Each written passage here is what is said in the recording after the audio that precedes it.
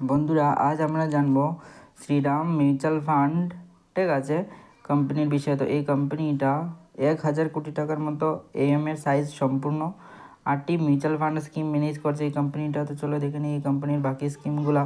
তো প্রথম হলো শ্রীরাম, ঠিক আছে, ফ্লেক্সি ক্যাপ, তারপর হলো মাল্টি সেক্টর রোটেশন, ঠিক আছে, তারপর হলো ট্যাক্স এবারের একটা মিউচুয়াল ফান্ড স্কিম, তারপর হলো হাইব্রিডের মধ্যে 3টা স্কিম, যেটা হলো অ্যাগ্রেসিভ হাইব্রিড, তারপর হলো balance advantage, multi asset allocation এবং ডেটের মধ্যে হলো ওভারনাইট ফান্ড ডাইরেক্ট, ঠিক আছে, তারপর হলো লিকুইড ফান্ড ডাইরেক্ট। তো এই হলো 8টি মিউচুয়াল ফান্ড স্কিম, যেটা বন্ধুরা শ্রীরাম মিউচুয়াল ফান্ড এএমসির, ঠিক আছে। তো এখানে যদি দেখা যায় তো ডেটের সকল মিউচুয়াল ফান্ড স্কিমে আপনাকে 1000 থেকে ইনভেস্টমেন্ট করতে হবে।